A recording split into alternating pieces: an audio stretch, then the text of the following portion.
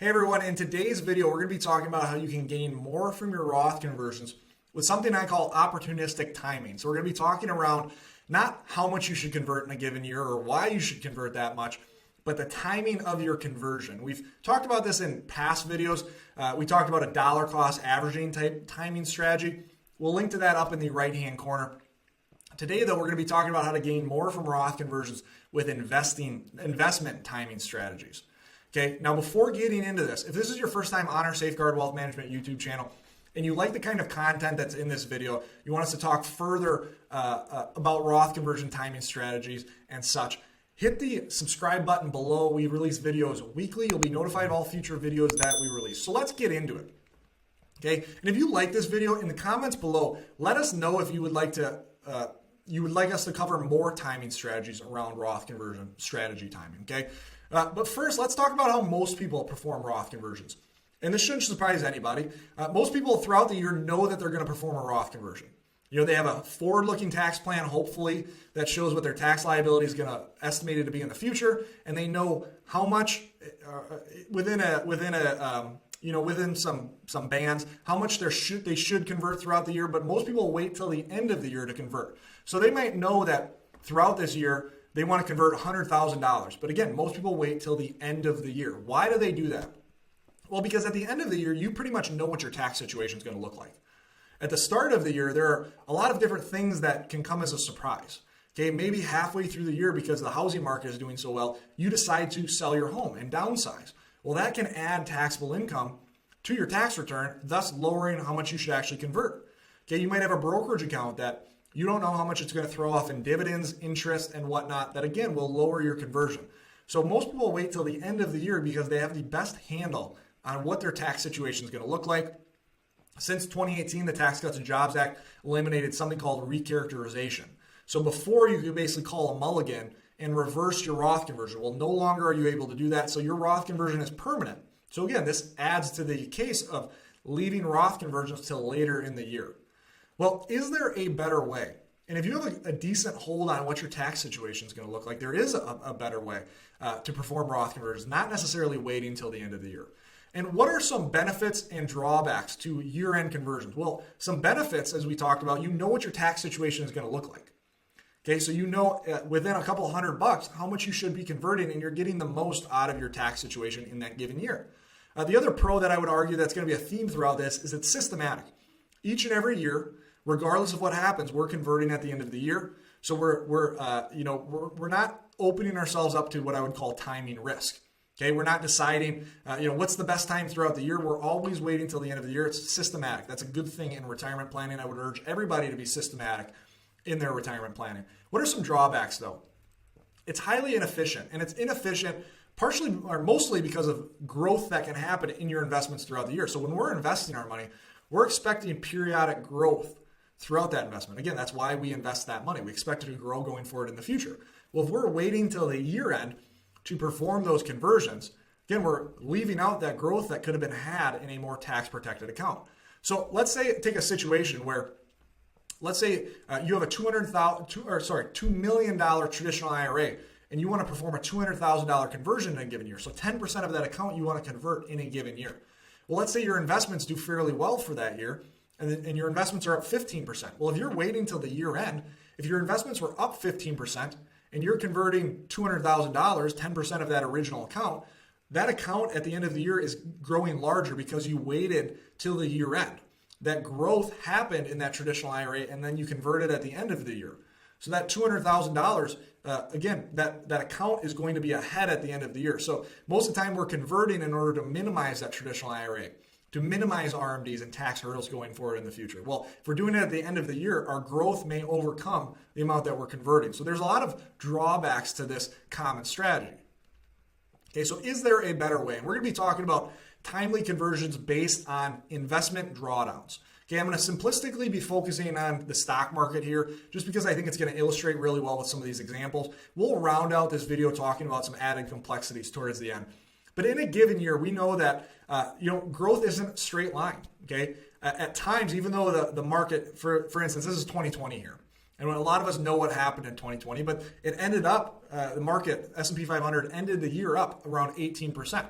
But we know in March, there's a pretty significant drawdown here. We're at the peak of this drawdown.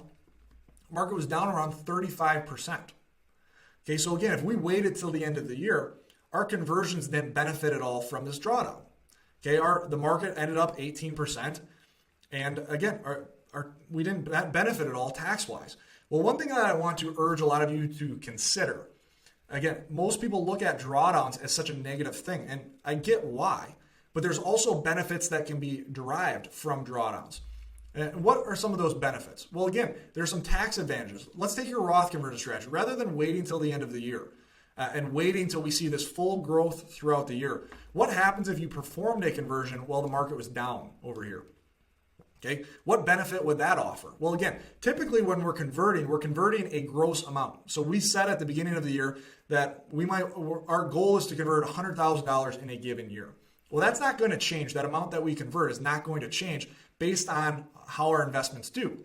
But the account value that we're converting from will adjust based on how our investments do. So for instance, let's say that we convert during a drawdown and the market recovers from that drawdown. Well, we're essentially converting at a 10, 20, 30% discount, and we're letting that recovery happen in this Roth IRA that was converted. So let me kind of explain what I mean with an example here. So we have Bob and Sandy. They have $1 million in a traditional IRA, and they're planning on converting $120,000 in 2020. So let's say that they wait until the year end. And we're going to say this again, this traditional IRA, just simplistically because the math will work out nice, is fully invested in stocks. It's fully invested in the S&P 500. So again, I said earlier that the market was up about 18% throughout 2020. So we're going to round that off and just use round numbers here. And just to note, the taxes for this conversion were paid from outside savings. Again, just to eliminate that variable for the simplicity of this example. And so if we wait till the year end to perform this conversion, that $1 million would grow to $1,180,000. It would grow by 18%, right? Well, at the end of the year then, converting $120,000 out of that means that you now have $120,000 in a Roth IRA from that converted amount, and then you still have $1,060,000 left in the traditional IRA. Again, because they waited till year end, and so the growth throughout that year, even though we saw a COVID drawdown that peaked at around down 35%, it ended up 18% up, and so their traditional IRA still grew throughout that time because they're only converting 12%. 120,000, but they ended up 18%. So their traditional IRA balance is still growing through this period. Well, what happens if they have a pretty savvy financial planner throughout this time period that when the market was down, they decided to perform that conversion ahead of time and not wait till year end? So now if the market was down 35%, again, their goal isn't to bottom tick. With this video, our goal is not to bottom tick these drawdowns here. We don't know when the bottom is going to come out. Okay, our goal is to convert when our investments are down to add to the value of a conversion. That can happen at down 1%, down 5%, down 15%. At some point during this period, we want to move up that Roth conversion strategy. So in this example, let's say they didn't bottom tick it, but let's say they converted when the market was down 20% here. Okay. And so at this time, their $1 million traditional IRA was now $800,000. And they performed that $120,000 conversion. So then they have, what would that be, $680,000 left in their traditional IRA and $120,000 in their Roth IRA at this point. But they're, in March, essentially the first half of the year. Well, we know the market recovered. In hindsight, we know that the market recovered. Well, that recovery then would have happened in both of these accounts equally. So the recovery would have happened in the traditional IRA balance. That $680,000 would have grown back up to basically their starting point, a little over $1 million. But the important thing here is what happens to their Roth IRA. Again, that full recovery happens inside of that Roth IRA, inside of that converted amount that they had in that Roth IRA. So they're going to get that additional benefit. They're paying the same amount in taxes, but that recovery is happening inside their tax-protected account. And so what we see here is that $120,000 by the end of the year grew to $177,000 because of that recovery, which adds 47.5% in added value to this Roth conversion. Again, by timing their conversions based on these drawdowns. And so again, will every year play out exactly like 2020? No, I would say 2020 was a bit of an outlier of an example. Okay, we do see drawdowns that big, every decade, but every year there are opportunities. We know that the market ends up most years, okay, or at least historically has. But even during these periods where the market ended up, let's say when it ended up 15% here, okay, at one point the market was down 17%. Okay, market ended up 14% here, but was down 8% at some point. So each and every year there are opportunities where you can take advantage of this kind of drawdown timing strategy. One thing I will point out that I think everybody should be doing throughout their retirement is systematizing their strategies. What do I mean by this? Well, don't allow yourself to perform a given Roth conversion timing strategy based on how you feel the market is overvalued or undervalued at that time. Okay, systematize it. For instance, what might that look like? That might look like anytime the market is down 10% in a given year, you are performing a conversion. So you would have performed one here. You would have performed one here. Okay, you would have performed one here. Okay, and you can see going throughout this time period, there would have been a lot of times that you would have performed a conversion. Now, there are other times where even though you converted when the market was down 10%, the drawdown continued for a long while after. But again, we have to remove this hindsight bias out of our brains and be happy with converting at a discount, knowing that, look, the following year we might convert and we might convert down here just because of year-end timing or something like that.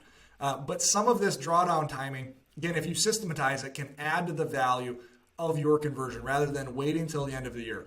And so a couple of details that I want to share for you to keep in mind. Don't kick yourself looking back and saying you should have converted more. For instance, Bob and Sandy could say, look, I converted when the market was down 20%. I should have waited longer. Well, nobody knew when the market was going to bottom out.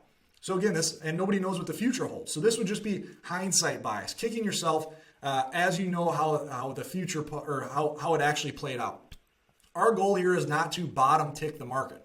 Our goal is to convert at a discount in a given year. And that's why it's so important to systematize your conversion strategy so that you're eliminating that hindsight bias.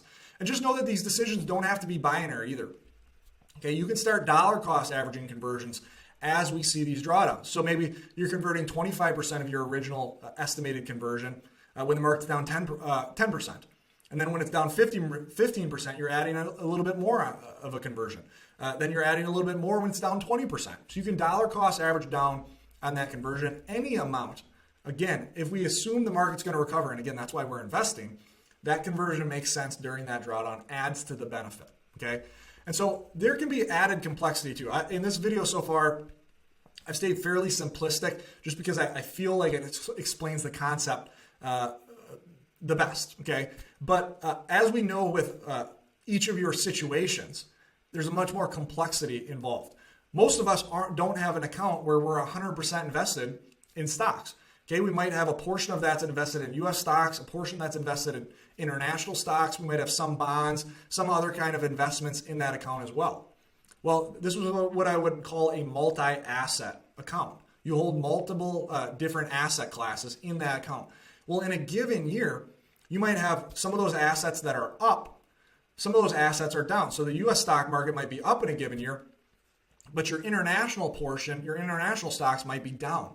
Well, this creates additional room for timing each and every year because you can convert time out the internet. In that, give an example, convert from that international part of your portfolio that's down while leaving that U.S. stock part invested, continuing to let it grow. Okay, there are endless variations to this timing strategy.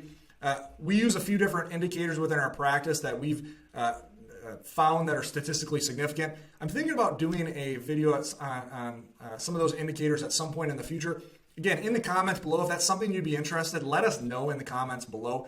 But there are endless variations to this type of timing strategy. You can, again, perform when your indicators show. You can dollar cost average during drawdowns and kind of stack your conversions that way. There's a lot of variations. This is why I think everybody should be using expert help because there are no more do-overs. There's no more recharacterization where you can call a mulligan. So hopefully this idea was interesting to you. If you want to learn more about how you can implement it within your situation, in the description below, we have a link to our website, or you can go to our website at www.safeguardinvest.com/contact. You can fill out our form on our website, talk to one of our retirement tax specialists, and we can talk through what a timing strategy might look like for your Roth conversions, or really just add advice in that category. But again, hopefully this was an interesting video for you, talking about the timing of your Roth conversion, not talking about how much you should convert or why you should convert, but when you should convert in a given year. Waiting till the year end typically isn't the best time to wait for your conversion. Always remember, you don't need more money. You need a better plan. You need better Roth conversion timing strategies in order to get more from your Roth conversions in a given year. Don't forget to hit the subscribe button below. Thanks for watching. We'll see you in the next video. Thanks, guys.